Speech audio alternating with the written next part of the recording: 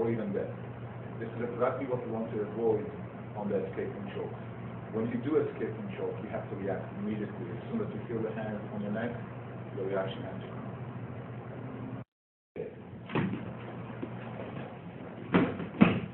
I just demonstrated the front choke escape, and now I'm going to break it down for you so you can understand exactly how to do it.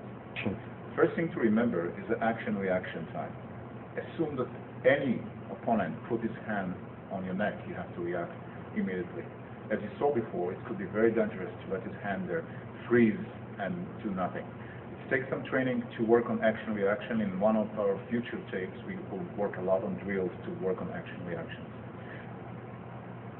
As he puts his hand on you and starts shot back, I'm moving the leg to the side, bend both knees. So this leg will be 90 degrees to the front leg, and I'm stabilizing my balance. This is going to stop some of this shoving. One more time.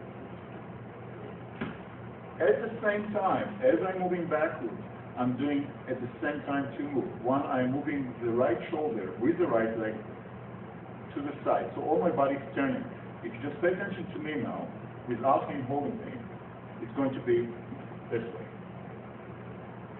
As he pushes me back, I'm turning and placing my right leg backwards, moving my shoulder and turning, and at the same time hitting with the front hand to the groin. So the move is from here as the approach, right to the groin, this shoulder going backwards. The reason this shoulder is going backward is to accumulate momentum, which I'm going to use to release myself. So in fact, it's almost like you throwing a disc, if you saw that in the Olympic Games, this kind of move. You bring this shoulder back, this is going to the groin. From that, I hit in the groin, the right arm now going to release me. What I do, I raise it up and pivot, turning my shoulder. So if my left shoulder is now facing him, while I'm pivoting, my right shoulder is going to face him. This turn actually creates the momentum to escape. You have to pay attention that it's not a hitting on the hand. It's a very, very common mistake to see people who train, they're moving the hand down to here. And that's actually working this power. What you want to do is to release with this part of the body. So now he's going to hold me really, really tight, and I want you to see, no matter how tight he's going to hold, me by turning, this part is actually releasing the hold. Hold even tighter. Tighter. I will have to turn a bit more, but I'm not using any force. It's the entire body turning that's creating the escape. As I'm turning, I'm generating enough momentum now to go back and attack. There is a barrage of attack now, 3 elbows. The elbows are just turned, coming back and hitting him right underneath the temple. The other hand continues hitting him in the same place, and then I'm turning and hitting him with the other elbow under the nose. So one more time. Turning, attacking, attacking, attacking. To help understand better, I'm going to show it without Joel attacking me, this time in slow motion, so you can see the entire move. Number one, moving my leg backwards and stabilize myself, moving to 90 degrees while I'm hitting the groin. From that stage, I'm going to move my hands and turn to escape. While I'm doing that, I may want to move my right leg to here to get more balance.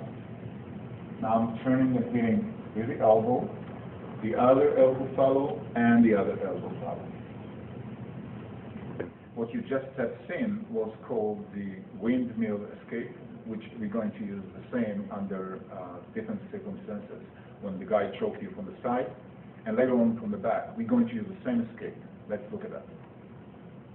He places his hand on my neck. I'm moving the shoulder backward, creating momentum. Preferably with the front head, we'll hit the groin, but it's not a must here. What we really want to do is focus on the escape. The hand is going up, and I'm turning and escaping.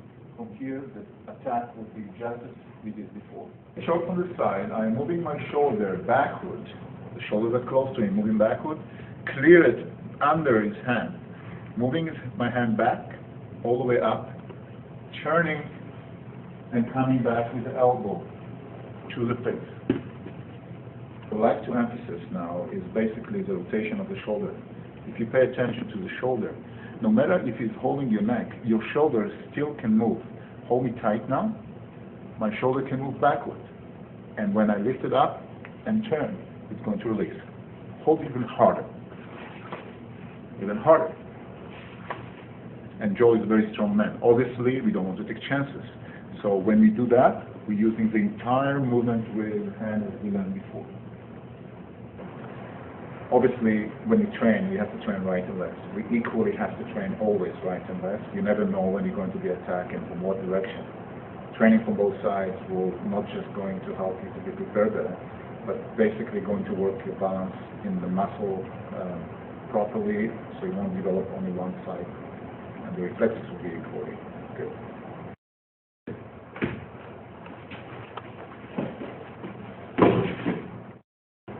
When you're being attacked from the back, you have to take one step forward to establish a balance, and at the same time moving the other hand to the groin, turning your shoulders. This is going to lead us to the windmill that we just learned. I'm lifting them up, and now I'm pivoting completely. This is bringing to a position that right now I'm in great position to give a knee to the groin. The back leg is going to be a very strong knee to the groin. I'm putting two hands to the back of the head and bringing the right knee from underneath to the groin. It has to be a full body motion from under to the top. The idea is to raise your knee all the way up. Here, all the way up. As his reaction is collapsing forward, any person who hit the groin going down, this will give us a many opportunity to finish, either by another knee to the face or taking down. The takedown would be inserting the left hand underneath his right arm, right underneath his elbow, to the top of my hand, creating a position right now that by pivoting he's going to fall. I'm pressing his head in and moving the back leg and standing next to him. One more time.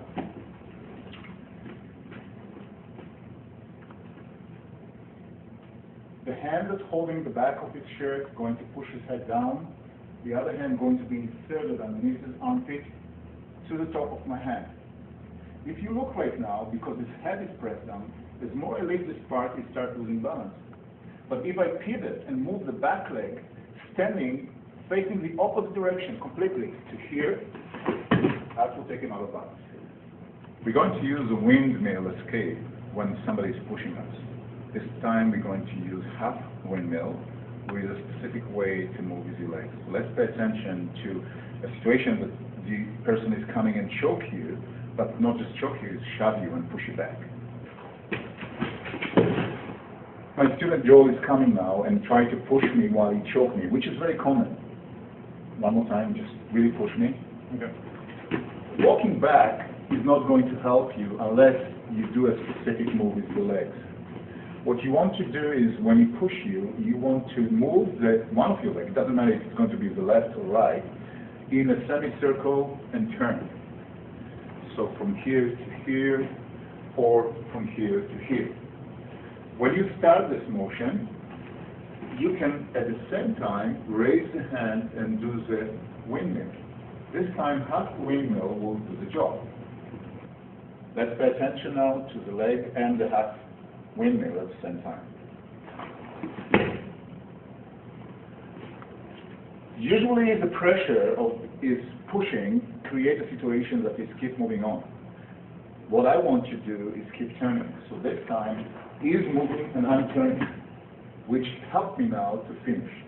Because I'm in an amazing position now to finish him in different way. As Joe going to shove me now and I'm going to do the half step, half windmill, his body going to continue, I'm going to keep turning.